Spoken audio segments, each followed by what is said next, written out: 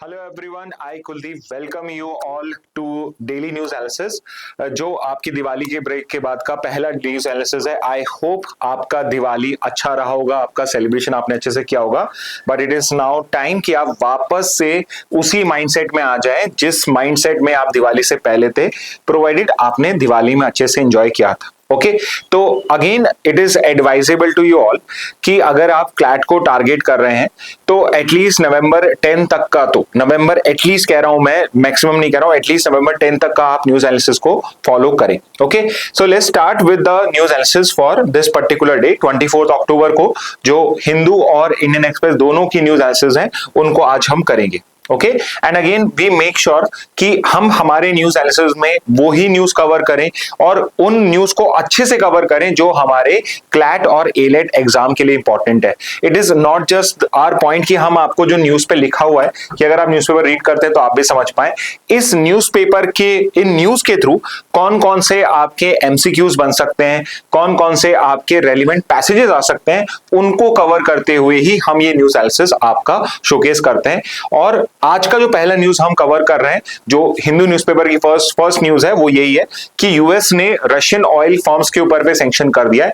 इसलिए अब Indian companies के ऊपर पे भी प्रेशर बन चुका है कि वो भी अब अपने इंपोर्ट्स को कट करे from the Russian oil firms. तो यहां पे जो दो इंपॉर्टेंट ऑयल फर्म्स हैं जिनके ऊपर पे ये पर्टिकुलर सैंक्शंस इंपोज करे गए हैं, वो है Rosneft and Lukoil.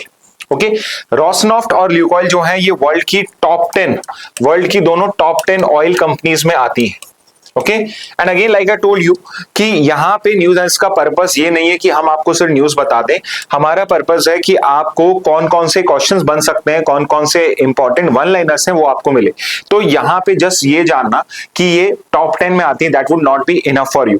But Rosneft और ल्यूकोइल की एक्चुअल रैंक क्या है और वर्ल्ड की लार्जेस्ट ऑयल कंपनीज कौन सी हैं, वो करना हमारे लिए ज्यादा इंपॉर्टेंट है। ओके एंड एक बार अगर मैं आपको कंटेक्स्ट दूं न्यूज का, सो न्यूज का कंटेक्स्ट ये है कि अभी रशिया यूक्रेन वॉर के अंदर में यूएस जो है वो ये एलिगेशंस लगा रहा है कि Russia has been able to continue with this particular war even though there were sanctions imposed by western country was because there are certain countries specifically like China, India, they are still importing oil and gases from Russia.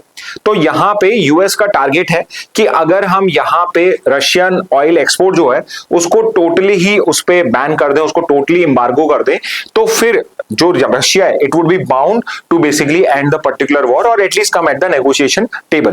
तो यहां पे US ने decide करा है कि Russia की जो दो मेन बड़ी कंपनी है, तो ये जो रॉसनेफ्ट है, ये रॉसनेफ्ट जो है ये आपके रशिया की सबसे बड़ी ऑयल कंपनी है। ये पब्लिक प्लस प्राइवेट, पब्लिक से इसमें अंदर शेयर भी है और प्राइवेट शेयर भी है, तो ये उसकी सबसे बड़ी पर्टिकुलर कंपनी है और ये वर्ल्ड का जो 5% ऑयल सप्लाई है उसको यहां पे सिर्फ रॉसनेफ्ट करती है। सो यू कैन अंडरस्टैंड कि कितना बड़ा रोल है इस पर्टिकुलर कंपनी का। तो यहां पे जो पर्टिकुलर आपकी जो यूएस की गवर्नमेंट है उसने रॉसनेफ्ट और ल्यूकोइल के ऊपर पे ये सैंक्शंस इंपोज करे हैं। ओके अब आपको ये समझना है कि यूएस का जो लॉ है वो आपके बाहर की कंपनीज के ऊपर पे या इंडियन कंपनीज को कैसे टारगेट कर सकता है। तो यहां पे पहली चीज तो ये समझिए कि कोई भी कंट्री जब कोई लॉ बनाती है तो वो पर्टिकुलर लॉ उसकी कंपनीज के ऊपर पे, उसकी गवर्नमेंट पे इंप्लीमेंट होता है। फॉर एग्जांपल यूएस की जो गवर्नमेंट है वो इंडियन कंपनीज के लिए या इंडियन गवर्नमेंट के लॉ नहीं बना सकती है। तो यहां पे ये सैंक्शन रेजिम कैसे होता है, तो यूएस ने दो इंपॉर्टेंट लॉस आपके रिसेंटली यहां पे आपके इनेक्ट किए थे। एक तो है आपका international emergency economic powers act, IEEPA, international emergency economic powers act, and दूसरा जो ज्यादा फेमस है, जो इंपॉर्टेंट भी है, that is the CAATSA law which is countering America's adversaries through sanctions act। 2017 का ये लॉ है, countering America's adversaries through sanctions act. Okay और यहां पे आप देखिए यूएस के जो लॉज होते हैं उन लॉज के नाम में ही उनका ऑब्जेक्टिव पर्पस लिखा हुआ होता है कि यहां पे अमेरिका काउंटर करना चाहता है अपने एडवर्सरीज को through sanction.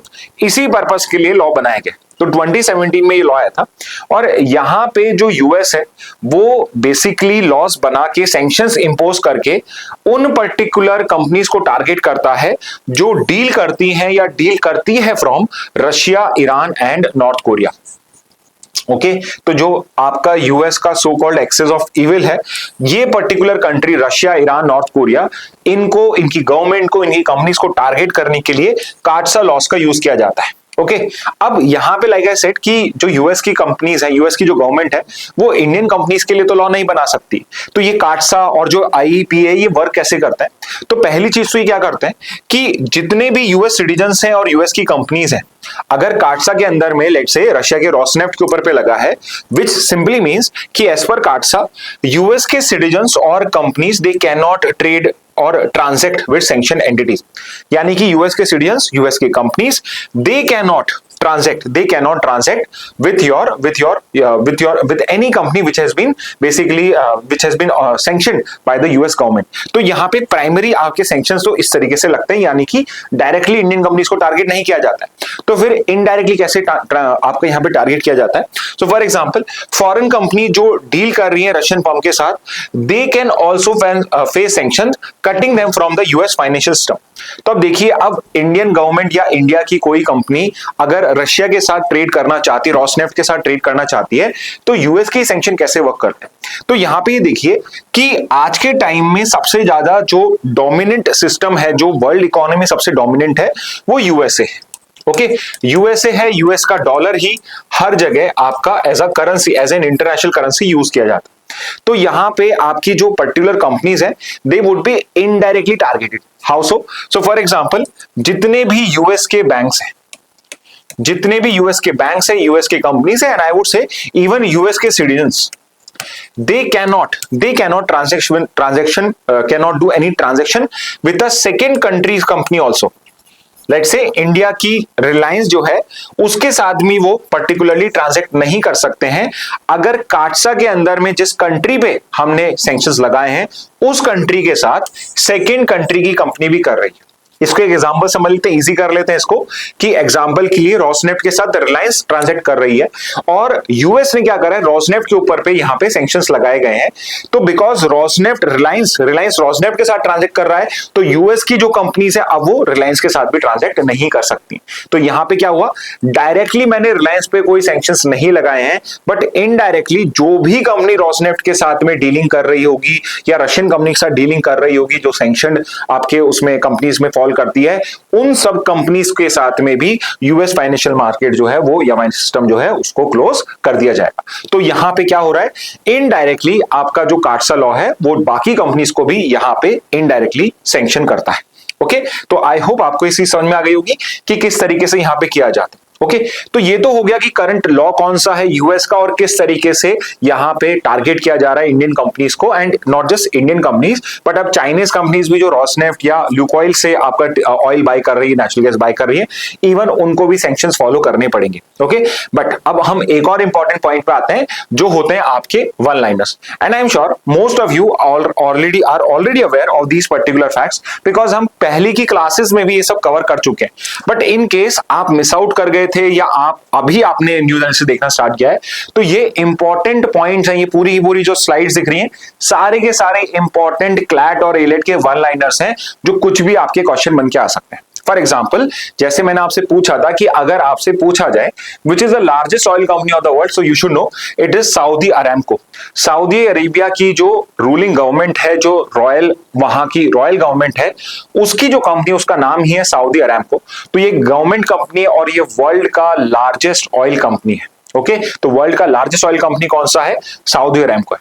But at the same time I told you कि रोसनेफ्ट और ल्यूकॉइल जो है ये टॉप 10 में आती है, बट एग्जैक्टली कहां आती है? तो रोसनेफ्ट रशिया में है और ये 6 नंबर की कंपनी है, वर्ल्ड की लार्जेस्ट ऑयल कंपनी है, और 10th नंबर पे आता है ल्यूकॉइल, जो रशिया की है और 10th लार्जेस्ट है वर्ल्ड की कंपनी। ओके तो यहां पे ये जो कंपनीज हैं, ये क्रूड ऑयल को एक्सट्रैक्ट करती है, रिफाइनरी भी ये करते होंगे, बट क्रूड ऑयल के एक्सट्रैक्शन में these are the largest oil company. इनका मेन काम क्या है? क्रूड ऑयल को जमीन में से यहां पे एक्सट्रैक्ट करना, या ओशन सी बेड से उसको एक्सट्रैक्ट करने का। ओके इसके बाद में इंटरेस्टिंगली, अगर हम वर्ल्ड की टॉप ऑयल प्रोड्यूसिंग कंट्रीज को देखते हैं, तो उसके अंदर में कोई मिडिल ईस्टर्न कंट्री नहीं है, इट इज द यूएसए, जो उसके सेकेंड नंबर के बाद वाले से करीब 7 मिलियन बैरल्स पर डे का उसके अंदर में गैप रखता है। तो टॉप ऑयल प्रोड्यूसिंग कंट्रीज देखते हैं हम, तो यूएस टॉप पे है आपका 19 million barrel per day, BPD यानी बैरल्स पर डे, इतना पर्टिकुलर ऑयल वो एक्सट्रैक्ट कर रहे हैं। ये नंबर आपके लिए इंपॉर्टेंट नहीं है, I would say the rankings are important. Okay तो सबसे बड़ा ऑयल प्रोड्यूसिंग कंट्री कौन सा है? तो हमें लगता होगा यूजुअली कि मिडिल ईस्ट में सऊदी अरेबिया, यही इराक, ईरान, यही कंट्रीज होंगी, but that is not true. यहां पे जो largest oil producing country currently है वो यूएसई है, बट एक्सपोर्टिंग में ये आगे नहीं आता है बिकॉज सबसे बड़ा ऑयल कंज्यूमर भी, one of the largest oil consumer US खुद ही है। ओके तो यहां पे यूएस है, सऊदी अरेबिया है, देन रशिया है, देन कनाडा है एंड देन इराक है। तो दीज आर द 5 कंट्रीज जो वर्ल्ड की सबसे बड़ी ऑयल प्रोड्यूसिंग कंट्रीज है। However there is one place जहां पे इंडिया की एक स्पेसिफिक रिफाइनरी है जो वर्ल्ड की सबसे बड़ी रिफाइनरी है, and I hope you understand what is a refinery. Crude oil होता है, उसको पेट्रोल, डीजल के अंदर में, कैरोसिन के अंदर में, गैस के अंदर में हमें एक्सट्रैक्ट करना होता है, उसको यहाँ पे रिफाइन करना होता है, और वो काम कौन करता है? वो करता है रिफाइनरी। ओके तो इंडिया की जो रिलायंस इंडस्ट्री लिमिटेड है, जिसका प्लांट है आपका जामनगर के अंदर में, तो जो जामनगर रिफाइनरी गुजरात के अंदर में है, वो इंडिया की ही नहीं वर्ल्ड की लार्जेस्ट रिफाइनरी कॉम्प्लेक्स है। ओके तो वर्ल्ड का लार्जेस्ट रिफाइनरी कॉम्प्लेक्स इंडिया के अंदर में ही है, और वो है Jamnagar refinery, own by your Reliance industries only. Okay अब एक और पर्टिकुलर इंपॉर्टेंट पॉइंट है कि ये तो हो गए oil producing countries, but oil reserves किसके पास में सबसे ज्यादा? ओके तो यहां पे हम एस्टिमेटेड रिजर्व्स की भी बात कर सकते हैं जिनको हम मेजर कर चुके हैं, और एक होता है जिनकी अभी स्टडी नहीं हुई है बट इट इज एक्सपेक्टेड कि इसके अंदर में शायद यहां पे ऑयल होगा, बट अभी तक स्टडीज नहीं हुई। तो यहां पे जो प्रूवन ऑयल रिजर्व्स वाली कंट्रीज है, मतलब कि यहां में पता है कि इस पर्टिकुलर कंट्री की धरती के अंदर में यहां पे इतना ऑयल है, अगर उनके टॉप 5 देखते हैं तो वहां पे वेनेजुएला टॉप के ऊपर पे, then you have Saudi Arabia, then you have Iran, then you have Canada and then you have Iraq. So these are the 5 countries जिनके पास में सबसे बड़े लार्जेस्ट प्रूवन ऑयल रिजर्व्स मिलते हैं आपको। ओके और अब सबसे इंपॉर्टेंट पॉइंट, इंडिया का ऑयल इंपोर्ट्स का क्या पर्टिकुलर सिनेरियो है? तो as we have discuss this earlier also कि हम जब ऑयल इंपोर्ट्स की बात करते हैं तो 85% जो पर्टिकुलर ऑयल हमारे पास में आता है वो सारा इंपोर्टेड है, यानी कि हम सिर्फ और सिर्फ 15% ही है जो इंडिया के अंदर में कहीं से एक्सट्रैक्ट करते हैं। सबसे बड़ा एक्सट्रैक्शन होता है यहाँ पे बाड़मेर राजस्थान के अंदर में, और भी कुछ आपके जैसे मुंबई हाई हो गया, आपका कृष्णा गोदावरी बेसिन हो गया जहां पे रिलायंस ही एक्सट्रैक्शन का काम कर रहा है। आपका नॉर्थ ईस्ट के अंदर में भी आसाम मेघालय बॉर्डर के ऊपर भी थोड़े बहुत हमें ऑयल रिजर्व्स मिले हैं, बट अदरवाइज हमारा 85% जो ऑयल रिजर्व्स हैं उनको हमें इंपोर्ट करना पड़ता है। So you can see here how much we are dependent on oil imports, और इसलिए हमारा एक तो रिन्यूएबल एनर्जी को प्रमोट करना, at the same time ethanol को प्रमोट करना, ये सब और भी ज्यादा इंपॉर्टेंट हो जाता है, बिकॉज अदरवाइज हमारा इंपोर्ट बिल जो है वो बहुत हाई होता है। दूसरा, नेशनल सिक्योरिटी को लेकर भी हमें हमेशा दूसरों पे डिपेंडेंट होता है, and it is never a good thing if you are too much dependent on other countries. Okay और यहां पे अगर मेजर सोर्सेज देखा जाए तो करंटली इट इज रशिया जो टॉप पे है, second is Iraq, third is Saudi Arabia, fourth में बताऊं तो यूएसए और फिफ्थ यूएई है, बट लेट्स से आपको अगर फर्स्ट 3 भी पता है that's more than enough for you. तो करंटली रशिया जो है वो 35% पे शेयर जो है, और ये सिर्फ रशिया यूक्रेन वॉर से ही आपका रशिया टॉप आपका ऑयल सोर्स बना है, इससे पहले रशिया टॉप 5 में भी नहीं था।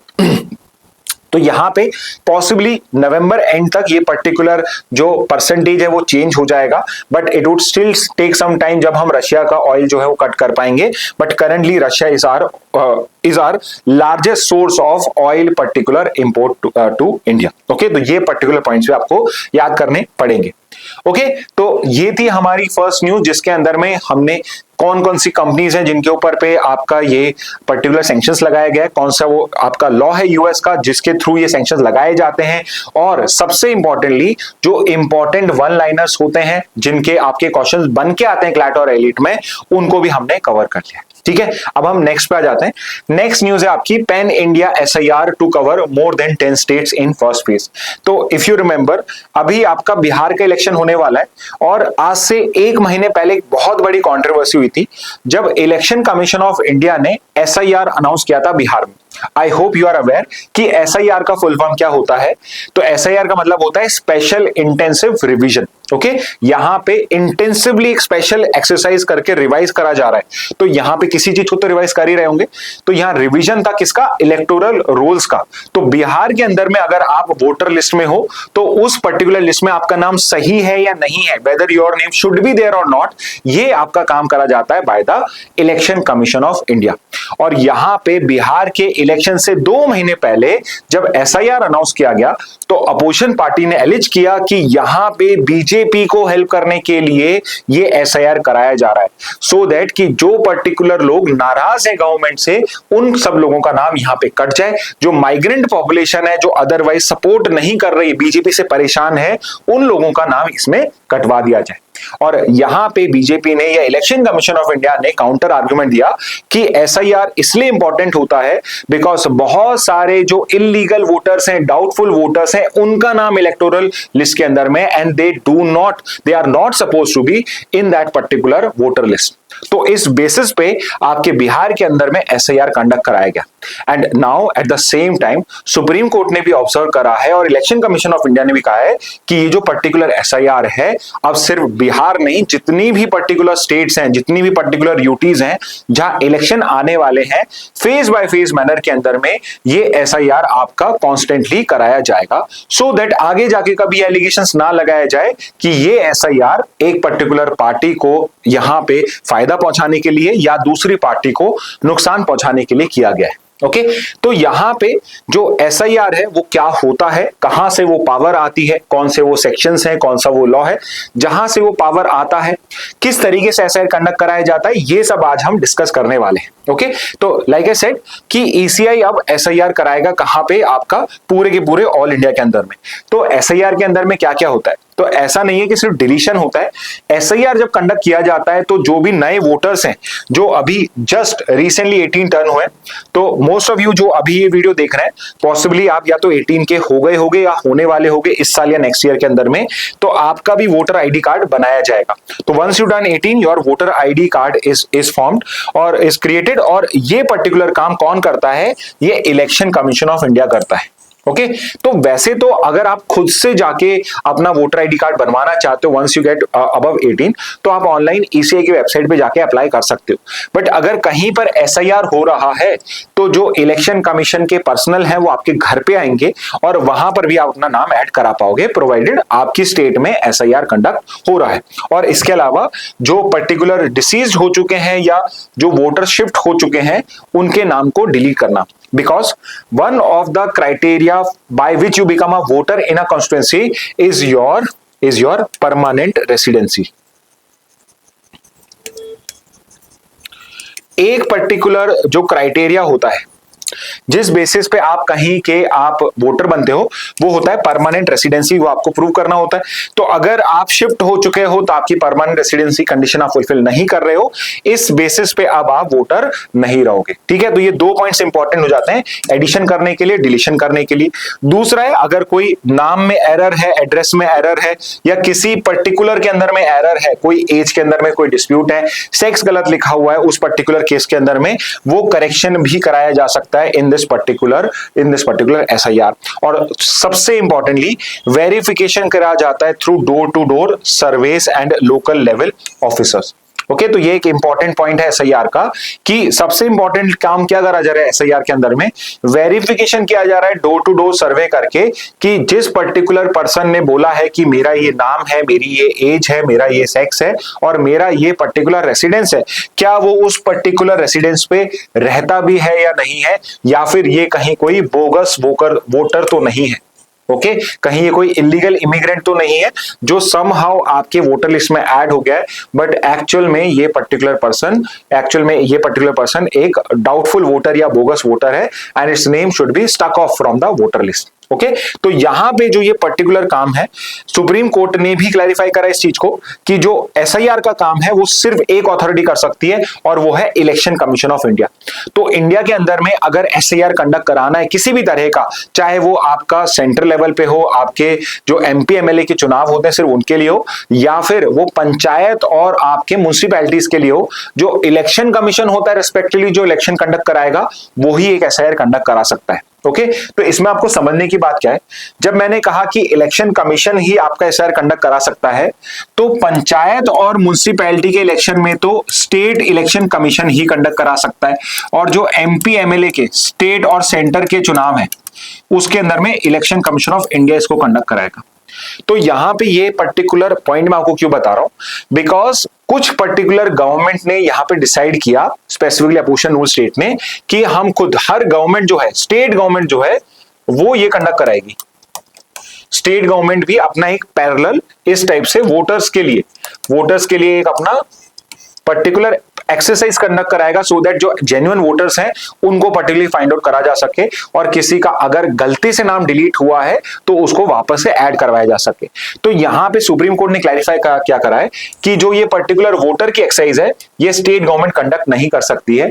अगर सेंटर और स्टेट का इलेक्शन है तो ईसीआई करेगा, अगर पंचायत म्युनिसिपैलिटी का इलेक्शन है तो भी आपकी स्टेट गवर्नमेंट इन्वॉल्व नहीं होगी, तब भी स्टेट इलेक्शन कमीशन ही होगा, जो एक्चुअल में कॉन्स्टिट्यूशनल बॉडीज है। तो ये एक कॉन्स्टिट्यूशनल ऑफिस का काम है यहां पे इलेक्टोरल रोल को चेंज करना। It's a constitutional body work.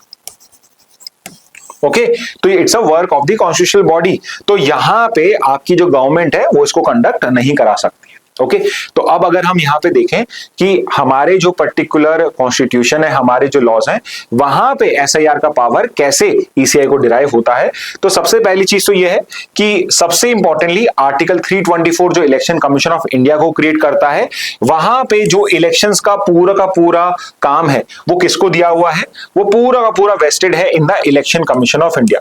तो सुपरिंटेंडेंस करना, डायरेक्शन करना, सुपरिंटेंडेंस मतलब देखरेख करना, डायरेक्शन देना और कंट्रोल करना, ये सारा किसके अंडर में आता है, इलेक्शन कमीशन ऑफ इंडिया के में आता है। बट और भी इंपॉर्टेंटली कि पार्लियामेंट ने जो लॉ बनाया है जिसके अंदर में एसआईआर के प्रोविजन दिए हुए हैं वो कौन से हैं, तो आपका जो इंपॉर्टेंट लॉ यहां पे है वो है रिप्रेजेंटेशन ऑफ पीपल एक्ट और आरपीए 1950, ना कि 1951। 1951 रिप्रेजेंटेशन ऑफ पीपल एक्ट अलग एक्ट है, आरपी 1950 अलग एक्ट है। तो आरपी 1950 का सेक्शन 15 है जिसके अंदर में ये स्पेसिफिकली लिखा हुआ है कि जो इलेक्टोरल रोल होता है that shall be prepared under the direction and supervision of the election commission. Okay, यहां पे क्या क्लैरिफाई किया गया है, अंडर सेक्शन 15 जो इलेक्टोरल रोल है शैल बी, मतलब कोई कंडीशन नहीं है, कोई और क्राइटेरिया नहीं है, इसी को ही करना है, shall be prepared under the direction and supervision of the election commission. तो ये एक इंपॉर्टेंट पॉइंट है, बिकॉज यहां से डायरेक्टली इलेक्शन कमीशन और सिर्फ इलेक्शन कमीशन को आपके इलेक्टोरल रोल्स को प्रिपेयर करने की पावर दी गई है। ठीक है, और सेकंड है सेक्शन 21 जिसके अंदर में प्रोविजन है for annual revision of electoral rolls. Okay, हर साल आपके इलेक्टोरल रोल्स को रिवाइज करने की पावर कहां पे है, वो सेक्शन 21 के अंदर में है। और दिस इज द प्रोविजन जहां पे आपका एक स्पेशल इंटेंसिव रिवीजन, जहां पे स्पेशल रिवीजन वर्ड यूज है, मतलब एसआईआर है, अगर आपकी ईसीआई चाहे तो एक स्पेशल इंटेंसिव रिवीजन भी करा सकती है इफ इट इज नेसेसरी। तो this is the section 21 of representation of people act जहां पे एसआईआर की power election commission of India को गिवन है। ओके, और तीसरी चीज इंपॉर्टेंट क्या है, what about panchayat and municipalities, तो यहां पर भी ईसीआई ही डायरेक्ट करेगा स्टेट सीईओस को और डिस्ट्रिक्ट ईओस को to carry out revisions even outside the normal annual schedule when necessary for purity of rules. ठीक है, तो अब ये इंपॉर्टेंट क्या है, मान लेते हैं कि एक पर्टिकुलर ईयर में आपका एसआईआर कंडक्ट हो चुका है, या फिर लेट्स से कि उस साल में एसआईआर कंडक्ट नहीं हुआ है, तो अदरवाइज तो ये पर्टिकुलर काम इलेक्शन कमीशन ऑफ इंडिया को करना है।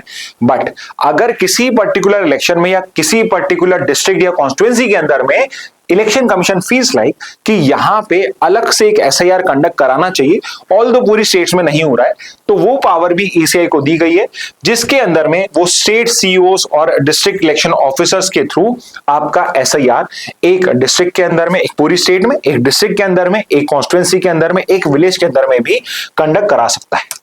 ओके, तो यहां पे इलेक्शन कमीशन ऑफ इंडिया को पूरी प्लीनरी पावर दी गई है कि अगर वो चाहे तो यहां पे एसआईआर को कंडक्ट करवा सकता है।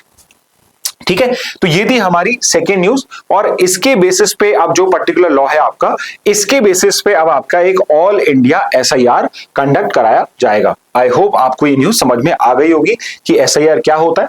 अभी आपका एसआईआर बिहार में हुआ है, लेकिन कहीं पे आपको ये क्वेश्चन मिल जाए ना कि भाई where which is the first state where SIR took place, तो आप बिहार मत लिख कर आना, बिकॉज ये एक एनुअल प्रोसेस है, ये ऐसा नहीं है कि ये फॉर द फर्स्ट टाइम हुआ है, ऐसा एसआईआर रेगुलरली डिफरेंट स्टेट्स के अंदर में सिंस इंडिपेंडेंस होता आ रहा है। हाँ, बट क्वेश्चन अगर आ जाए आपका कि which state was recently in news because of a SIR और was which state was in news because of controversy surrounding your SIR, तो आंसर जरूर बिहार हो जाएगा। बट अदरवाइज जो एसआईआर है ये एक रेगुलर प्रोसेस होता है। ठीक है, चलिए नेक्स्ट न्यूज पे आ जाते हैं। तो एक अपडेट है which I have to share with you all. आपका जो एक बहुत इंपॉर्टेंट ट्रेड ब्लॉक है आसियान करके, उसका जो 47 आसियान समिट है वो कुआलालंपुर में हेल्ड हो रहा है। और it has been a customary practice for the recent years कि आपका जो हेड ऑफ स्टेट है, मतलब आपके प्राइम मिनिस्टर, वो हर पर्टिकुलर आसियान समिट के अंदर में पर्सनली वहां पे अपना प्रेजेंस वहां पे नोट करते थे। बट इस बार जो आपका 47 आसियान समिट हो रहा है उसमें प्राइम मिनिस्टर मोदी जो है he is not going to take a trip to Malaysia. Okay, तो इस बार वो आसियान समिट को वहां पे अटेंड करने के लिए नहीं जा रहे हैं। एंड यहां पे one of the reason that is being told in the news is कि because Donald Trump is also going to be present there, to basically avoid Donald Trump he has decided to not even visit ASEAN summit, जो एक third party की summit है। तो opposition leaders भी इस particular चीज में उनको क्रिटिसाइज कर रहे हैं, उनका मजाक उड़ा रहे हैं कि आप यहाँ पे यूएस से डरकर या यूएस डोनाल्ड ट्रंप को फेस करने से डर रहे हो और आप भागना चाह रहे हो, इसलिए आप उसको नहीं कर रहे हो। बट ये चाहे कंटेक्स्ट होगा, बट अदरवाइज आसियान समिट जो है ये हर साल आपके लिए इंपॉर्टेंट रहता है because ASEAN as a group is an important trade partner of India. And because वो ट्रेड पार्टनर इंपॉर्टेंट इंडिया के लिए, तो हमारे क्लैट और एलेट एग्जाम के लिए भी वो इंपॉर्टेंट है। ठीक है, तो आपको अभी तो हम यहाँ पे सिर्फ जो आपका बेसिक डिटेल्स हैं उसको डिस्कस कर रहे हैं आसियान का और 47 आसियान समिट का। जब आसियान समिट कंडक्ट हो जाएगा अक्टूबर 26 से 28 में, तो उसके बाद में हम 47 आसियान समिट का आउटकम क्या है उसको भी अच्छे से डिस्कस करेंगे। ओके, तो इस बार का आसियान समिट कहां हो रहा है? एक तो 47th एडिशन है और हेल्ड किया जा रहा है कुआलालंपुर में, मलेशिया के अंदर में। ठीक है, आसियान क्या है? ASEAN is a trade block of 10 member regional countries. It is very high chance कि इस बार आपका जो आसियान है वो इस समिट के बाद में एक 11 मेंबर ग्रुपिंग हो जाए। Okay, so what you have to do in the comment boxes, you have to tell me which can be the 11th member, can be okay, which can be the 11th member of ASEAN. ये particular news देखिए, आप आज के newspaper पढ़ेंगे, उसमें भी missing है, इसके बारे में अभी लिखा हुआ ही नहीं कुछ भी। But possibly 47th ASEAN summit में आपको पता पड़ जाएगा कि 11th member यहाँ पे फाइनलाइज हुआ है नहीं हुआ है। So who can be the possible 11th member of ASEAN. Okay, तो करंट चेयरमैन कौन है? बिकॉज मलेशिया होस्ट कर रहा है, तो मलेशिया इज द वन जो चेयर भी कर रहा है इसको, led by prime minister Anwar Ibrahim. Okay, तो ये इस पर्टिकुलर नाम भी आप सबके लिए इंपॉर्टेंट हो जाते हैं। ओके, इसके बाद एक पॉइंट जो मैं आपके साथ यहां डिस्कस कर रहा हूं, विच इज कि इंडिया और आसियान ने दोनों ने एक एफटीए साइन करा हुआ है, कई सालों से करा हुआ है। 2010 के अंदर में इंडिया और आसियान के बीच में जो free trade agreement in goods है, ठीक है, तो हमने फेजेस में करा था। यूजुअली जब एफटी आज के टाइम में करे जाते हैं तो सारे के सारे सेक्टर्स में गुड्स और सर्विसेज मिला के एक साथ कंडक्ट किया जाता है। बट यहाँ पे आसियान जो था, because India is a very big player in services sector, तो एकदम से हमने सर्विसेज को ओपन नहीं किया था, पहले हमने गुड्स में करा था जहां पे आसियान का अपर हैंड है, और 2010 में ही हमने इसको इन्फोर्स कर दिया था। एंड फाइनली इन 2015 हमने 5 साल बाद सर्विसेज के अंदर में भी आपका इंडिया और आसियान ने एक एफटीए फाइनलाइज कर दिया है। ओके, अब यहां पे आसियान के अंदर में तो इंडिया आता नहीं है, then why does India's prime minister goes to ASEAN summit? Okay, और उसका रीजन है कि आसियान के साइडलाइंस में, आसियान के साथ में ही एक और समिट होती है जिसको बोला जाता है east Asia summit. This one is also important. So east Asia summit जो है ये 18 कंट्रीज का एक पर्टिकुलर ग्रुप है, जिसमें आसियान के मेंबर्स तो हैं 10 के 10, बट उसके अलावा 8 मोर कंट्रीज आर देयर, जिसमें से इंपॉर्टेंट कंट्रीज कौन सी हैं? इंडिया है, यूएस है, चाइना है, जापान है, साउथ कोरिया है, ऑस्ट्रेलिया है, न्यूजीलैंड है एंड रशिया। तो यू कैन सी हियर जितने भी लार्ज पावर्स हैं वर्ल्ड की सारी कंट्रीज, बड़ी बड़ी कंट्रीज, वो सारी की सारी किसका पार्ट है? वो ईस्ट एशिया समिट का पार्ट है। और जितने भी ये जो वर्ल्ड प्लेयर्स हैं, वर्ल्ड के आपके लीडर्स हैं, they are there not for participation in ASEAN but for participation in East Asia summit. Okay, तो बिकॉज आसियान में बहुत छोटी छोटी कंट्रीज हैं तो उनकी अदरवाइज तो बार्गेनिंग पावर नहीं होगी, बट जब वो एक पर्टिकुलर ग्रुप बनाते हैं, ट्रेड का ब्लॉक बना लेते हैं, then they have a very good bargaining power.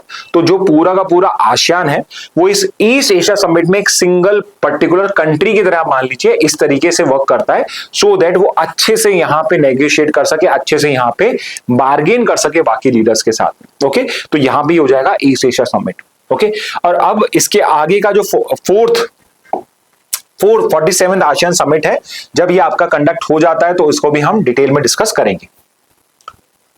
Okay, next पे आते हैं, why cloud seeding is not a solution to Delhi's air pollution crisis. तो यहाँ पे बिकॉज दिल्ली में जैसे विंटर्स आता है, दिल्ली में एयर पॉल्यूशन इंक्रीज हो जाता है। Even I was in Gurgaon और मैंने फर्स्ट हैंड वहां पे ऑब्जर्व करा था कि भाई कितना ज्यादा पॉल्यूशन है। तो एयर पॉल्यूशन का अगर मैं आपको एक ड्रॉबैक बताऊं, बाकी ड्रॉबैक तो ही, एक आपको प्रैक्टिकल ड्रॉबैक बताऊं कि जब आप एयर पॉल्यूशन को फेस करते हो किसी दिल्ली या गुड़गांव की सिटी में, अनलेस आपके कोई हेल्थ इश्यू है, लाइक आपके अस्थमा है या ब्रोंकाइटिस है या कोई पर्टिकुलर लंग का इश्यू है, अदरवाइज यू वुडंट रियलाइज कि यहां पे बहुत high pollution. Because air pollution से जो अनइजीनेस होती है वो एकदम से नहीं होती है, वो एक दो दिन में नहीं होती है। It takes a lot of time to basically develop a particular health issue. तो अदरवाइज आपकी अगर इम्यूनिटी अच्छी है, आपके जीन्स बहुत अच्छे हैं, तो इट इज पॉसिबल कि आपको इमीडिएटली या एक दो साल में उसका फर्क ना हो।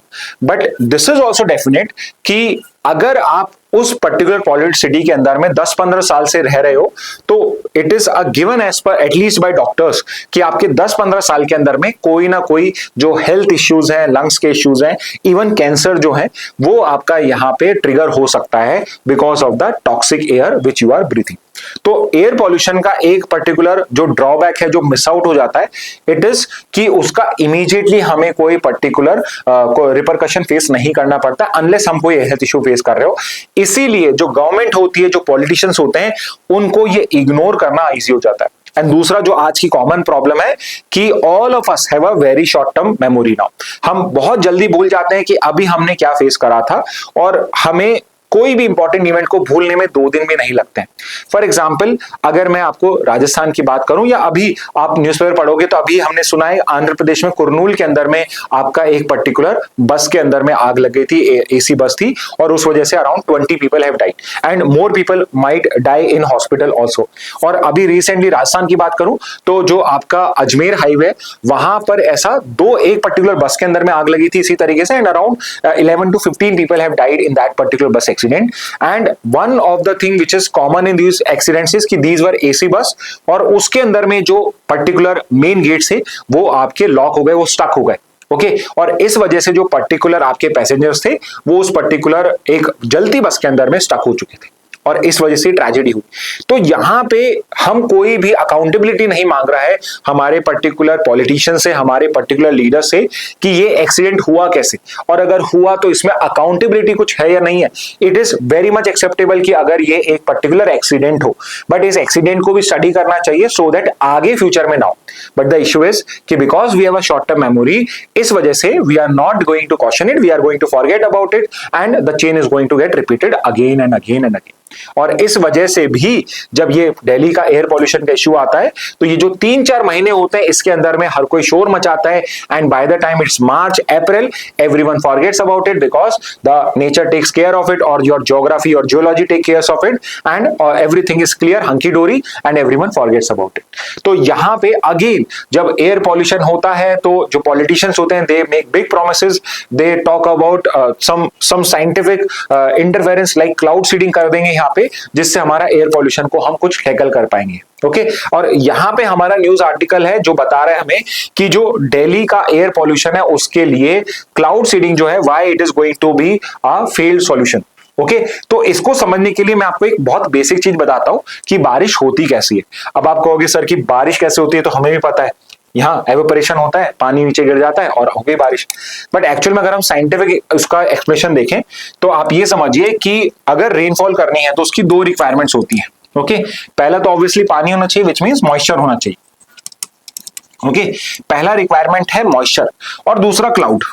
ओके, बट क्लाउड नहीं होता है, क्लाउड इज नॉट लाइक कि कोई एक पर्टिकुलर हैवी ऑब्जेक्ट या पाउच है जो होता है। ऑल्दो बचपन में हमें लगता है कि भाई क्लाउड का एक पर्टिकुलर पाउच है जिसमें पानी भरा हुआ और वो बरसेगा, बट एक्चुअल में वो सिर्फ और सिर्फ आपको क्या है, आप जाओगे तो वहां पे आपको सिर्फ धुआं दिखेगी।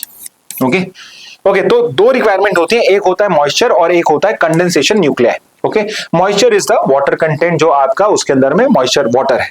कंडेंसेशन न्यूक्लिया इज बेसिकली कि ये कुछ भी हो सकता है, it can be a small dust particle also, it can be a pollution particle also, जो आपका सस्पेंडेड है इन एयर। ठीक है, तो आपके पूरे टाइम वर्ल्ड के अंदर में कहीं ना कहीं धूल उड़ती रहती है, आपके डस्ट पार्टिकल्स उड़ते रहते हैं, तो ये जो पर्टिकुलर डस्ट पार्टिकल्स होते हैं ये एक कंडेंसेशन न्यूक्लियाई का एक्ट करते हैं। तो जैसे आपका एटम के सेंटर में न्यूक्लियस होता है, ऐसे ये जो पर्टिकुलर न्यूक्लियस है, ये सब भी क्या वर्क करता है, ये भी एक पर्टिकुलर पॉइंट की तरह वर्क करता है जिसके अराउंड मॉइस्चर जो होता है वो कंडेंस होता है। ओके, तो यहां पे जो कंडेंसेशन न्यूक्लियाई है, न्यूक्लियाई जिसके चारों तरफ कंडेंसेशन होगा, ये रिस्पॉन्सिबल होता है फॉर कॉजिंग रेनफॉल। तो लेट्स से कि एक बहुत ही माइन्यूट डस्ट का पार्टिकल है आपका वाटर, आपका जो पर्टिकुलर एटमॉस्फेयर उसके अंदर में मॉइस्चर है, तो ये जो particular condensation nuclei, let's say मैं एक अलग से ले लेता हूं, यहां पे एक ये कंडेंसेशन न्यूक्लियाई है, इस न्यूक्लियाई के चारों तरफ आपके धीरे धीरे मॉइस्चर आपका मिलना स्टार्ट हो जाता है। ओके, और जितना कंडेंसेशन न्यूक्लियाई होगा उतना ही हैवी रेनफॉल होगा। ओके, तो लेट्स से कि अगर बहुत सारे हैं और वहां पे मॉइस्चर आता रहेगा तो ये कंडेंसेशन न्यूक्लियाई आपका बढ़ता जाएगा। ओके, तो यहां पे क्लाउड सीडिंग में हम क्या करते हैं, तो like I told you, moisture और कंडेंसेशन न्यूक्लियाई, अगर आपके एयर में मॉइस्चर है बट कंडेंसेशन न्यूक्लियाई की कमी है, तो हम क्लाउड सीडिंग के थ्रू कंडेंसेशन न्यूक्लियाई को इंक्रीज कर देते हैं। ओके, तो यहां पे हम क्या करते हैं, अगर आपके एटमॉस्फेयर में डस्ट पार्टिकल्स कम है, पॉल्यूटेंट्स कम है, तो यहां पे हम आर्टिफिशियल आपके क्लाउड सीडिंग करके आर्टिफिशियल कंडेंसेशन न्यूक्लियाई को इंट्रोड्यूस करते हैं, जो यूजुअली केमिकल्स होते हैं, जिसमें सबसे कॉमन जो आपको पता होना चाहिए इज सिल्वर आयोडाइड। चांदी वैसे ही महंगा हो रहा है और ये उसमें बारिश करना चाहते हैं। Silver iodide, sodium chloride salt आपका एक तरीके से, और potassium iodide, all three are salts only. तो ये पर्टिकुलरली आपके क्या करा जाता है, एज अ कंडेंसेशन न्यूक्लियाई, इनको क्लाउड्स के अंदर में इंट्रोड्यूस कर दिया जाता है, या यही क्लाउड्स बनाते हैं। ओके, एंड यहां पे आई होप आप समझ पा रहे होगे कि ये दिल्ली पॉल्यूशन के लिए वर्क क्यों नहीं करेगा। देखिए, दिल्ली में जो एयर पॉल्यूशन है उसमें there is enough of air pollutants, तो वहां पे कंडेंसेशन न्यूक्लियाई की तो कमी ही नहीं है। ओके, कंडेंसेशन न्यूक्लियाई की कमी नहीं है। और दूसरा बहुत इंपॉर्टेंट पॉइंट वो ये है कि ये क्लाउड सीडिंग आपका तभी वर्क करता है जब वहां पे पहले से क्लाउड्स का पर्टिकुलर क्रिएशन, विच मीन्स कि अगर मेरी एयर में एयर पॉल्यूटेंट्स हैं बट मॉइस्चर नहीं है, अगर वहां पे मॉइस्चर नहीं है तो क्लाउड सीडिंग वर्क नहीं करेगा। ओके, क्योंकि क्लाउड सीडिंग वर्क अप करता है जब मॉइस्चर कंटेंट हो और कंडेंसेशन न्यूक्लियाई की कमी हो। बट दिल्ली में क्या इश्यू है, दिल्ली के अंदर में कंडेंसेशन न्यूक्लियाई तो हद से ज्यादा हो रहा है एक्चुअल में, बट मॉइस्चर जो है वो मिसिंग है। और यही शायद पॉलिटिशियन को समझ नहीं आती, या ये पॉलिटिशियंस को लगता है कि हमें नहीं पता कि यहां पे ये पर्टिकुलर रिक्वायरमेंट होती है। ओके, इसलिए जो क्लाउड सीडिंग है वो दिल्ली एयर पॉल्यूशन के लिए वर्क नहीं कर सकता है। ओके, तो ये पॉइंट देखिए मैंने यहां लिखा हुआ भी है, cloud seeding can not create clouds, it only enhances rainfall from existing clouds with sufficient moisture. तो अगर आपके क्लाउड एग्जिस्ट करते हैं, मॉइस्चर एग्जिस्ट करता है, तो वो कंडेंसेशन न्यूक्लियाई करेगा इंट्रोड्यूस, वहां पे उसको डस्ट पार्टिकल मिल जाएगा मॉइस्चर को उसके अटैच होने के लिए, और जब एक लेवल से ज्यादा मॉइस्चर वहां इकट्ठा हो जाएगा तो उसकी कैरिंग कैपेसिटी एक्सीड हो जाएगी क्लाउड की, और वो आपका यहां पे बारिश कर देगा। ओके, तो मैंने एक डायग्राम भी करा है, तो अगर यहां पे इस डायग्राम में आप समझ पा रहे हो, क्लाउड्स पहले से एग्जिस्ट करने चाहिए, उसके अंदर में एरोप्लेन जाएगा, रॉकेट जाएगा, उसके अंदर में वो कंडेंसेशन न्यूक्लियाई ऐड करेगा, और फिर वो न्यूक्लियाई के चारों तरफ मॉइस्चर ऐड हो जाएगा, और उससे you will get a very heavy rainfall और अ गुड रेनफॉल। ओके, अब आपसे एक चीज और शेयर करता हूं, आज से 6 महीने पहले या 6 मंथ्स या 8 मंथ्स अगो दुबई के अंदर में क्लाउड सीडिंग करी गई थी, एंड यू नो उससे हुआ ये था कि क्लाउड सीडिंग से रेनफॉल तो हुई थी, बट इतनी ज्यादा रेनफॉल हुई थी दुबई के अंदर में कि वहां पे फ्लडिंग हो गई थी। अब आप सोचिए, एक डेजर्ट एरिया, चारों तरफ डेजर्ट है, बीच में एक सिटी बनी हुई है, और उस सिटी के अंदर में आपका एक फ्लड आया हुआ है। ओके, जो उनकी करोड़ों की लैम्बोर्गिनी है वो सब तैरना स्टार्ट हो गई थी, बिकॉज वहां पे बहुत हैवी रेनफॉल हो गया था because of this cloud seeding problem. Okay, I hope आपके दिल्ली के अंदर में इश्यू नहीं फेस होना होगा, बिकॉज हमारे पास यमुना है, तो बहुत सारा पानी जो है उस यमुना के अंदर में आपका निकल जाएगा। ओके, फिर यहाँ पे प्रोसेस समझाया हुआ, सिल्वर आयोडाइड को ऐड करा जाता है और कंडेंसेशन न्यूक्लियाई का यहाँ पे किया जाता है। इनइफेक्टिव क्यों है दिल्ली के अंदर में, तो मैंने आपको बोला मॉइस्चर नहीं है। क्यों नहीं है, बिकॉज विंटर में जो दिल्ली की एयर होती है वो ड्राई होती है, the air is dry and stagnant. अब आप यहां समझिए कि आपका जो पर्टिकुलर दिल्ली है, आपका जो पर्टिकुलर गुड़गांव है, नोएडा, ये पर्टिकुलर जो रीजन है ये जियोलॉजिकली डिप्रेशन है, विच मीन्स कि जो भी आपका एयर पॉल्यूटेंट होता है और यहां पे इकट्ठा होता है, बिकॉज ऑफ वीक विंड्स ये यहीं पे स्टक रहता है। तो अगर यहां पे विंड अच्छी आ जाए, अगर लेट्स से कि आपकी वेस्टर्लीज यहां से फ्लो हो रही हो उस टाइम में, तो ये पर्टिकुलर पॉल्यूशन आपका सारा का सारा रिमूव हो जाता है, बह जाता है, पानी की हवा के साथ निकल जाता है। बट बिकॉज विंड यहां पे ड्राई है, स्टेगनेंट है, वीक विंड्स है, तो इसलिए क्लाउड फॉर्मेशन होता ही नहीं है। तो अगर क्लाउड फॉर्मेशन नहीं है तो क्लाउड सीडिंग करके आप मॉइस्चर इंट्रोड्यूस नहीं कर सकते हो। तो ये चीज शायद हमारे यहां पे सबको समझ नहीं आ रही है। तो जो hedge over Delhi, it's pollution not your moisture, तो ये मॉइस्चर नहीं है, वाटर वेपर नहीं है, तो इसलिए क्लाउड सीडिंग को एक सॉल्यूशन समझना इट्स अ फॉल्स प्रॉमिस। तो अगर आप दिल्ली की साइड जाओगे यू वुड सी कि यार यहाँ पे कितना फॉग हो रहा है, but that fog is not because of moisture. जैसे अगर आप किसी फार्म के साइड में जाते हो या गांव के साइड में जाते हो, जो वहां पे आपको फॉग दिखता है दैट इज वाटर वेपर, वहां पे वाटर वेपर है। जैसे हम ठंड में कहीं जंगल से निकल रहे हैं तो हमारे उस पूरी कार के ऊपर पे पानी जमना स्टार्ट हो जाता है, बिकॉज कार का टेम्परेचर थोड़ा सा हाई होता है।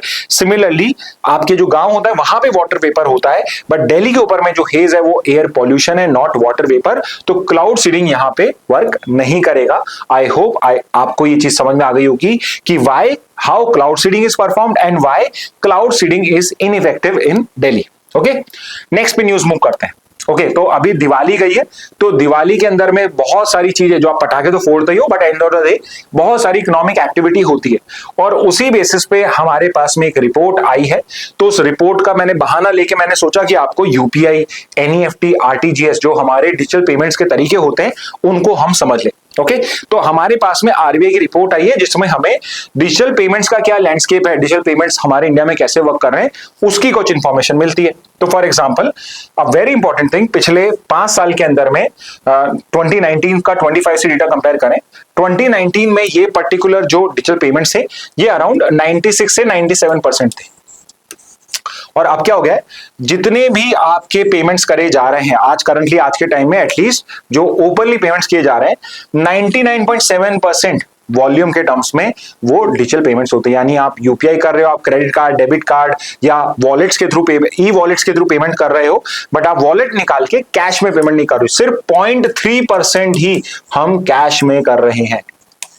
At least I am not talking about under the table dealings जहां पे करप्शन के थ्रू या किसी और के थ्रू आप कर रहे हो पैसा, बट जो आपका ऑफिशियली जो आपका रिपोर्टेड ट्रांजैक्शंस है 0.3% ही आपका इन कैश है। 99.7% वॉल्यूम जो है आपका इसमें हो रहा है। ओके, बट अगर वैल्यू की बात करी जाए so it is 97.5%, which is also a very big jump. तो every year it is being reported कि हमारे जो डिजिटल पेमेंट्स हैं वो आपके इंक्रीज होते जा रहे हैं ईयर ऑन ईयर। ओके, तो 97.5% यानी सिर्फ 2.5% जो टोटल वैल्यू है वो कैश में हो रहा है, बाकी सारा का सारा आपका नॉन कैश पर्टिकुलर मॉडल्स में हो रहा है। एंड उसमें सबसे ऊपर है आपका UPI, which you and I all of us are basically using. तो यूनिफाइड पेमेंट इंटरफेरेंस जो है आपका, जिसके अंदर में आप पेटीएम के थ्रू या आपका फोन पे है, गूगल पे है या भीम का ऐप है, वो सब यूपीआई बेस्ड ही है। तो जो आप पेमेंट्स करते हो ऑनलाइन क्यूआर कोड को स्कैन करके या नंबर डाल के, यूपीआई आईडी डाल के, that is all through UPI. Okay, अब आपको एक चीज समझनी है, यूपीआई जो अंडरलाइंग उसकी टेक्नोलॉजी है वो बेस्ड है ऑन एनईएफटी। अभी हम नेक्स्ट स्लाइड में देखेंगे एनईएफटी क्या होता है। UPI is an application based on NEFT. It's an application based on NEFT. Underline technology है एनईएफटी जिसके ऊपर पे यूपीआई बना हुआ है। ठीक है, अब इसका बेसिक्स आपको पता होना चाहिए, विच इज कि भाई इसको बनाया किसने, तो एक अलग से बॉडी क्रिएट हुई थी, national payments corporation of India NPCI in 2016, and it is the body जो आपका यूपीआई को यहाँ पे आपका रेगुलेट करता है, डेवलप करता है, इसको फंक्शन करता है। रेगुलेट कौन करता है, तो ऑब्वियसली पैसा है तो आरबीआई रेगुलेट करेगा। तो आरबीआई और आईबीए, इंडियन बैंकिंग एसोसिएशन, ये इसको यहाँ पे रेगुलेट करती हैं। 24/7 वर्क करता है, और आप एक आईडी से किसी भी पर्टिकुलर दूसरी आईडी को, दूसरे बैंक को यहाँ पे पैसा भेज सकते हो। और एक क्वेश्चन मैंने आपके लिए छोड़ा है, which is the first country to adopt UPI. तो please mention it in the comment box, पहली कंट्री कौन सी थी जिसने यूपीआई को यहाँ पे अडॉप्ट किया है। ओके, नाउ दूसरे पे आते हैं। लाइक आई टोल्ड यू कि आपका जो particular UPI it is also a app based on a technology known as NEFT.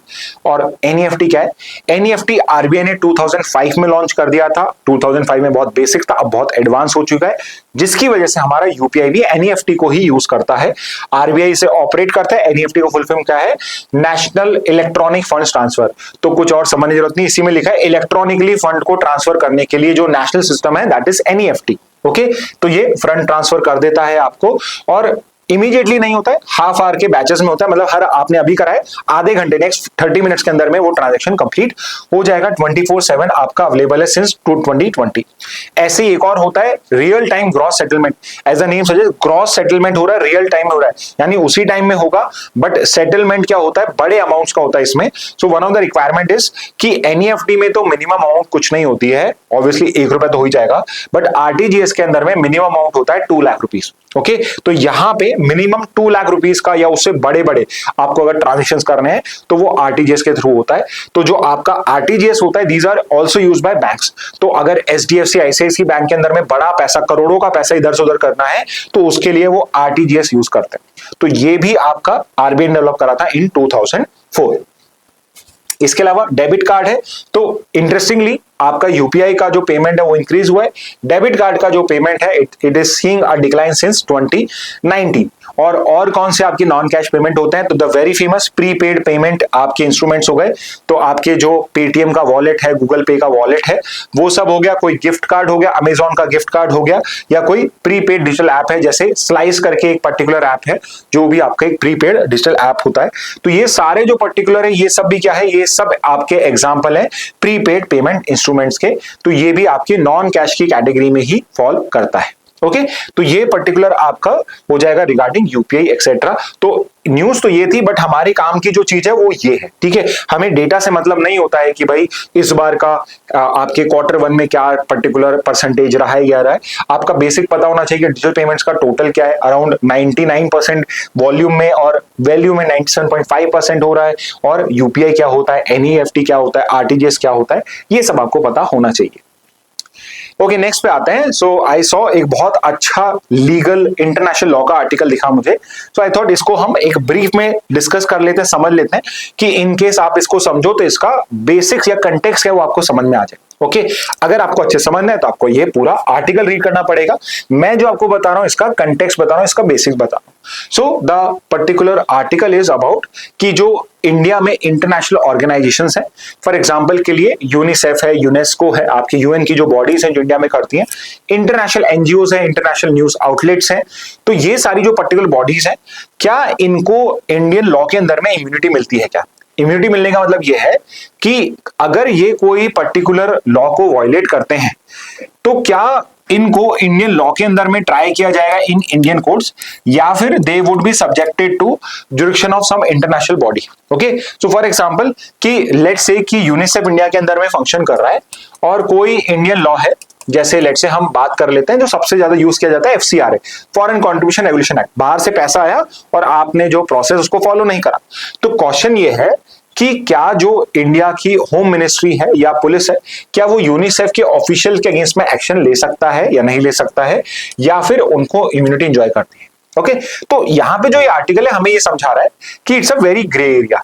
बहुत बार ये होता है कि जब यूएन बॉडीज इन्वॉल्व होती हैं या आपकी डब्ल्यूएचओ इस टाइप की, डब्ल्यूटीओ टाइप की बॉडीज इन्वॉल्व होती हैं, तो हमारी जो गवर्नमेंट है वो उस पर्टिकुलर केस में स्ट्रिक्ट नहीं होती है और उनको उनके अगेंस्ट में कोई एक्शन नहीं लेती है। सिर्फ उनको एक वार्निंग देती है या उनको एक पर्टिकुलर टाइम पीरियड प्रोवाइड कर देती है to basically follow the particular law. Okay, but at the same time अगर यहाँ पे इंडियन गवर्नमेंट को किसी एनजीओ से कोई इश्यू होता है, या लेट्स से कि उनको ये लगता है कि ये पर्टिकुलर एनजीओ हमारे अगेंस्ट में काम कर रही है, तो उसके अंदर में वो स्ट्रिक्टली एक्शन लेती है and usually either they take action against the officials और they ask them to basically shut their shops. Okay, तो इसमें क्वेश्चन ये आ जाता है कि जो इम्यूनिटी का लॉ है वो क्या है इंटरनेशनली, इंडिया में कोई लॉ है या नहीं है, और किस तरीके से फ्यूचर में अगर हमें लॉ बनाना है तो कैसे बनाना चाहिए। तो ये जो पर्टिकुलर आर्टिकल है वो इसी चीज को डिस्कस करता है कि अभी आपका टोटली गवर्नमेंट में डिपेंडेंट है कि किस तरीके से लॉ को इंप्लीमेंट किया जाएगा, बट अगर वो उन्होंने एक बैकग्राउंड दिया कि अगर हम बात करें कि इम्यूनिटी किस तरीके से मिलती है, कैसे मिलती है, तो उसका पर्टिकुलर क्राइटेरिया ये है। ओके, तो यहां पे इम्यूनिटी का बेसिस क्या होता है, तो कोई भी इंटरनेशनल ऑर्गेनाइजेशन है वो किसी ना किसी ट्रीटी के अंदर में एस्टैब्लिश हुई होगी। एग्जाम्पल के लिए अभी हम हाई सीज ट्रीटी की बात कर रहे हैं, तो हाई सीज ट्रीटी को बनाने के लिए, को इंप्लीमेंट करने के लिए कोई आईयू क्रिएट करा जाएगा, इंटरनेशनल ऑर्गेनाइजेशन, और उसका एक ऑफिस इंडिया में भी होगा। इसका एक और एग्जाम्पल देता हूं मैं आपको, I am sure you are aware of this, IBCA, international big cat alliance, जो इंडिया का ही है, मतलब इंडिया का क्या है, इंडिया का इनिशिएटिव है, या इंटरनेशनल सोलर अलायंस, ये भी इंडिया का इनिशिएटिव है। This is not just a Indian body, it's an international organisation. तो क्वेश्चन ये है कि अगर कल कोई लॉ का ब्रीच होता है, वायलेशन होता है, so what is going to be the steps taken by the government for officials of IBC और द IBC itself और of ISA। Okay, but before I move forward, again comment box में आप बताइए, where is headquarter of IBCA, where is headquarter of International Solar Alliance और ISA, इन दोनों के headquarters कहां पे है। ओके, तो यहां पे जो भी ट्रीटी है जिसने IBCA या ISA को बनाया होगा या किसी और बॉडी को, उस ट्रीटी ने पर्टिकुलर क्या प्रोविजन दिया है regarding any breach of law, उसके अकॉर्डिंगली डिसाइड किया जाएगा कि उनको इंडियन लॉ में अप्लाई किया जाएगा या कोई इंटरनेशनल बॉडी करेगी। दूसरा है हेडक्वार्टर्स एग्रीमेंट, तो आपके जो IBC हैं और ISA हैं, इनके ऊपर में भी आपका एक हेडक्वार्टर एग्रीमेंट साइन करा गया है, तो उसके अंदर में लिखा हुआ हो सकता है कि अगर कुछ लॉ ब्रीच होता है या कोई वॉयलेशन होता है तो कैसे किया जाएगा। और थर्ड इज कि कोई डोमेस्टिक लेजिस्लेशन क्रिएट करा गया हो जिसमें IO रिकॉग्नाइज हो। इसका एग्जांपल देता हूं, नालंदा यूनिवर्सिटी, नालंदा यूनिवर्सिटी जो इंडिया बना रहा है, जिससे हम जो हमारे नालंदा का हेरिटेज है उसको वापस से पॉपुलराइज करना चाहते हैं, वापस से उसको इनिशिएट करना चाहते हैं, तो अगर कोई डोमेस्टिक लॉ बनाए तो उसके अकॉर्डिंगली भी IO को रेगुलेट किया जा सकता है। तो डिपेंडिंग ऑन कि आपका पर्टिकुलर लॉ कौन सा है जिससे वो IO क्रिएट कराए, उसी के बेसिस पे आपकी इम्यूनिटी होती है। Okay, if you are making notes please stop writing notes, इसको आप समझ लीजिए, बस समझने की चीज है आपके लिए, आपको याद रह जाएगी। ओके, तो यहां पे इन्होंने एक पर्टिकुलर हमें एक टेस्ट बताया है जिसके थ्रू हम ये जस्टिफाई कर सकते हैं, फाइंड आउट कर सकते हैं कि एक इंटरनेशनल ऑर्गेनाइजेशन हो गया नहीं। उस टेस्ट का नाम है फंक्शनल नेसेसिटी थीसिस या फंक्शनल नेसेसिटी टेस्ट। ओके, तो यहां पे इम्यूनिटी जो होती है ये कैसे डिसाइड करी जाती है।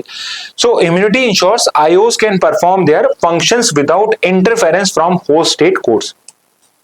ओके, तो यहां पे आपका जो बेसिकली बेसिस है इम्यूनिटी का वो ये है कि किसी भी कंट्री के अंदर में अगर कोई इंटरनेशनल ऑर्गेनाइजेशन आपकी हेडक्वार्टर्ड है या वहां पे बेस्ड है, तो उसके फंक्शनल उसको ऑटोनॉमी मिलनी चाहिए। अननेसेसरी अगर इंटरफेरेंस है, उसको फंक्शनल ऑटोनॉमी को कोई पर्टिकुलर वायलेशन होता है, रिस्ट्रिक्शन हो रहा है, तो वहां पे वो पर्टिकुलर इम्यूनिटी आपकी नॉन फंक्शनल हो जाती है और फिर उस IO का उस कंट्री में एग्जिस्ट करने का कोई रीजन नहीं बचता है।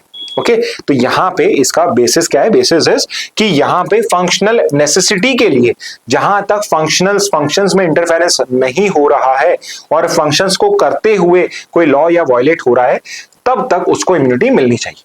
बट अगर कोई नॉन फंक्शनल पार्ट है और उसमें कोई लॉ वायलेट हो रहा है जो मेरे फंक्शंस का पार्ट नहीं है और उसके बाद में कुछ वायलेट हो रहा है, तो उस पर्टिकुलर केस में there should not be any immunity. Okay, but इसका लिमिटेशन क्या है, द लिमिटेशन इज कि अगर कोई आर्बिट्री या डिस्क्रिमिनेटरी आप एक्शन करते हो तो उसके लिमिटेशन नहीं है। तो ये इसी की बात हो गई जो मैंने वापस से वही रिट्रीट हो गई है जो जस्ट मैंने आपको समझाई है।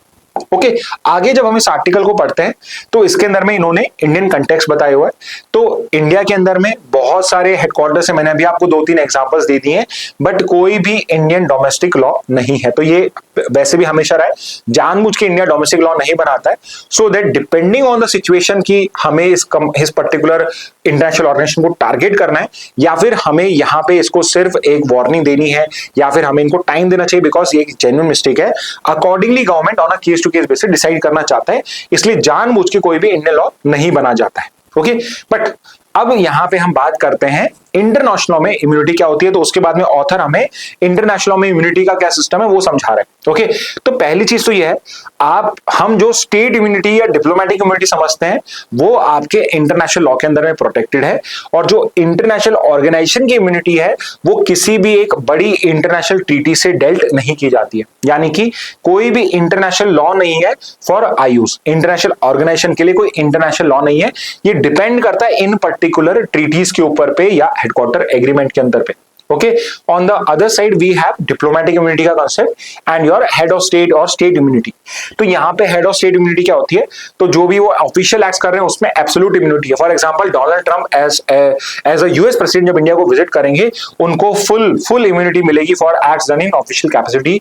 बट अगर वो कोई प्राइवेट एक्ट करते हैं, लेट्स से कि डोनाल्ड ट्रंप है और वो जाके किसी के थप्पड़ मार देते हैं इन सम मीटिंग, और they basically do something inappropriate which he is very famous for also, तो उस पर्टिकुलर केस पे उनके पास में कोई इम्यूनिटी नहीं है। Yes, possibly Indian government action नहीं लेगा, बट अंडर इंटरनेशनल उनके पास में अब कोई इम्यूनिटी नहीं है। Next is diplomatic immunity, again very important for you all.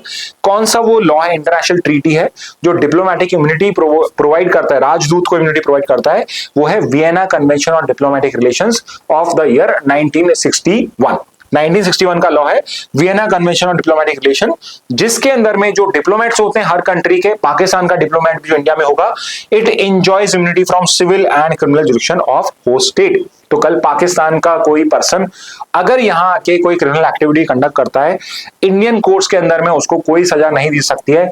Maximum the Indian government can do is they can deport him back to Pakistan, की उनको वापस सेंड करने के लिए उनको 48 आवर्स दिए जाएंगे, 24 आवर्स दिए जाएंगे, they are suppose to leave our particular country. उसके अलावा Indian courts, Indian judicial system can not take any actions against those particular person. और फंक्शनल इम्यूनिटी आईओएस को मिलती है, तो अगेन फंक्शन करने के लिए इम्यूनिटी है, बाकी जो एक्ट्स हैं जो डिस्क्रिमिनेटरी आर्बिट्री है उनके लिए कोई इम्यूनिटी नहीं। ओके, तो अगर आप ये आर्टिकल पढ़ोगे तो उसमें ये चीज डिटेल में समझाई हुई है। आई होप ये अंडरस्टैंडिंग लेने के बाद अगर आप आर्टिकल पढ़ोगे तो आप इजीली इस आर्टिकल को समझ पाओगे। ओके, नेक्स्ट पे आते हैं, लाइक वी डू कि हिंदू ही नहीं, इंडियन एक्सप्रेस में कुछ पर्टिकुलर अच्छी न्यूज आती है और बहुत बार हिंदू में हमसे वो मिस हो जाती है या हिंदू में वो कवर नहीं हो रही है। ठीक है, तो हम उनको इंडियन एक्सप्रेस पे कवर कर लेते।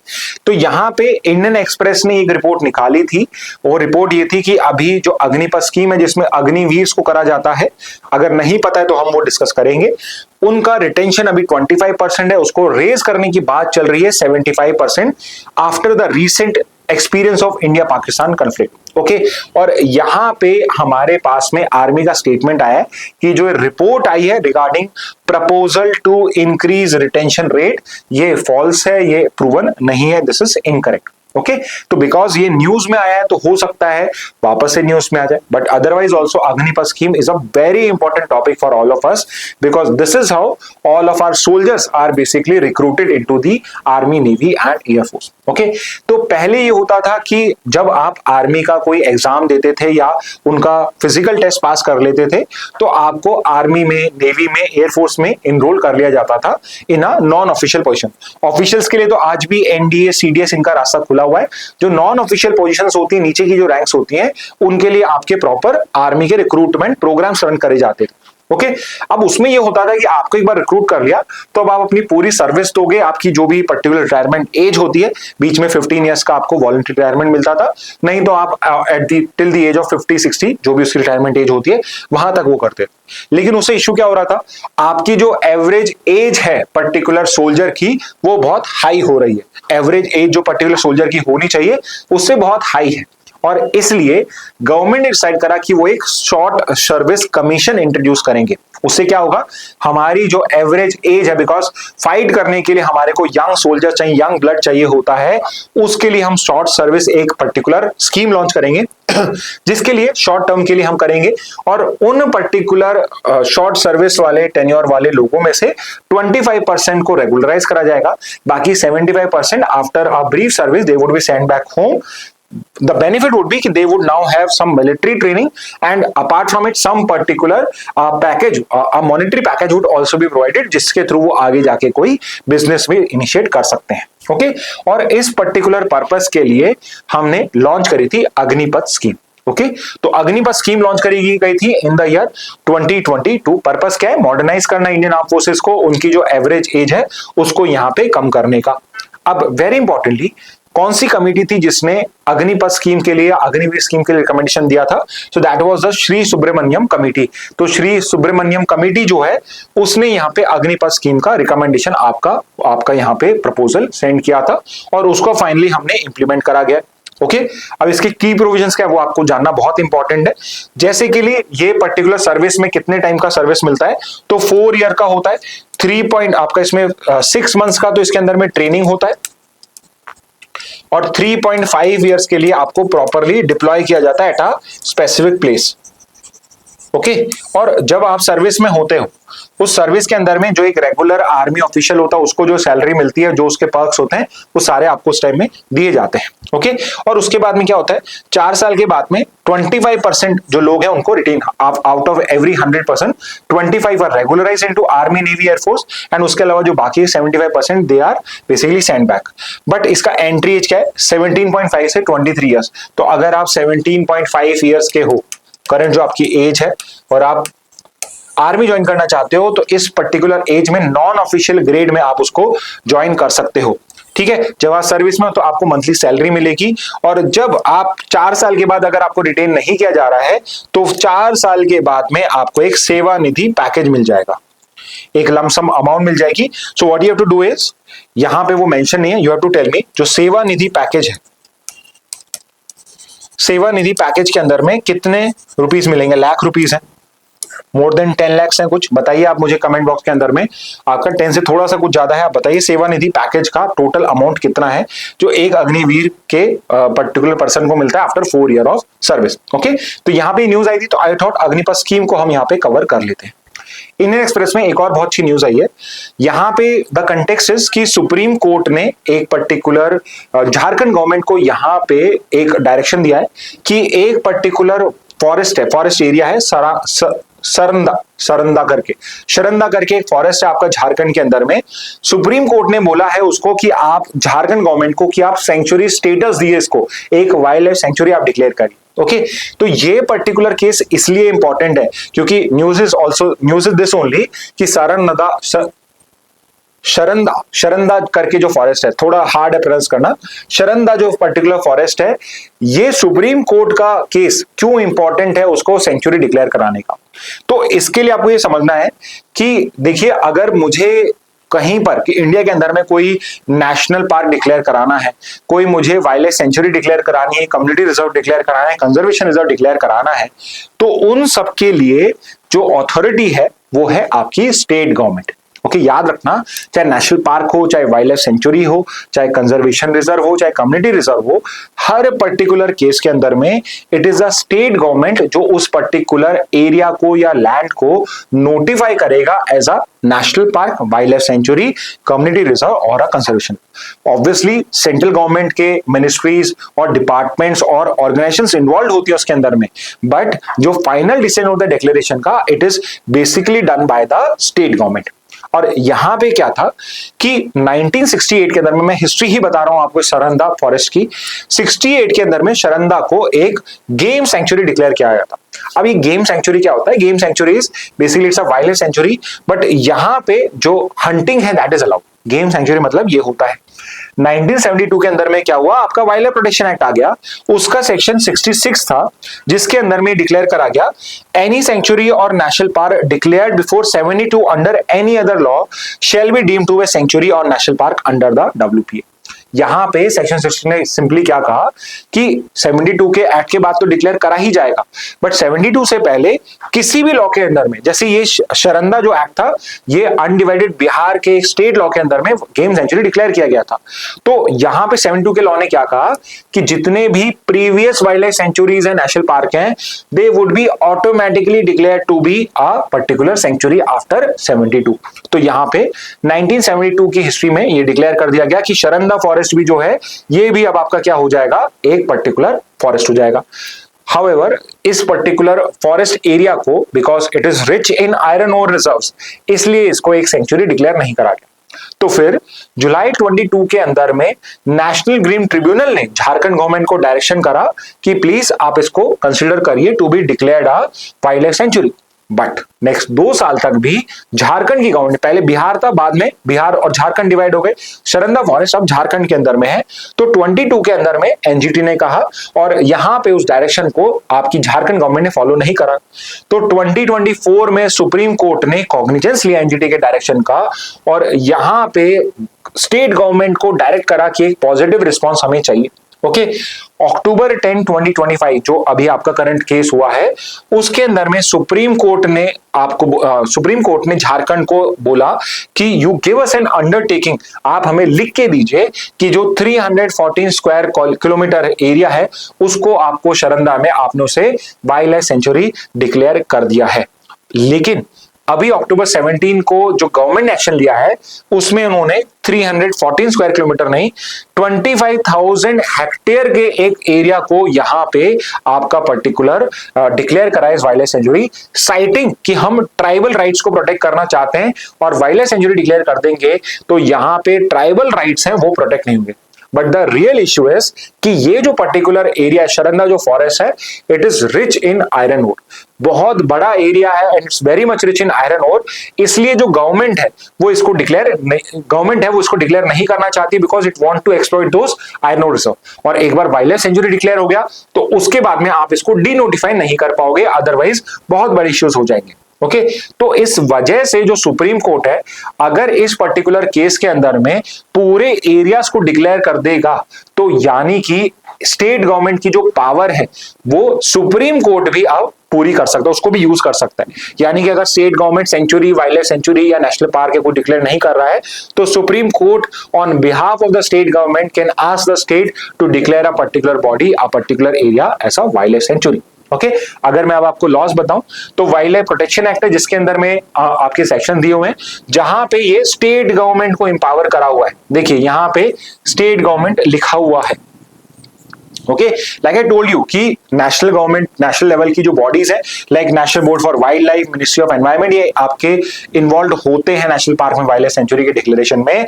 बट जो फाइनल नोटिफिकेशन होता है, नोटिफिकेशन करना ये स्टेट गवर्नमेंट, यानी बिना स्टेट गवर्नमेंट के नोटिफिकेशन के किसी भी लैंड को आप एक कंजर्व एरिया, एक प्रोटेक्टेड एरिया डिक्लेयर नहीं कर सकते हो।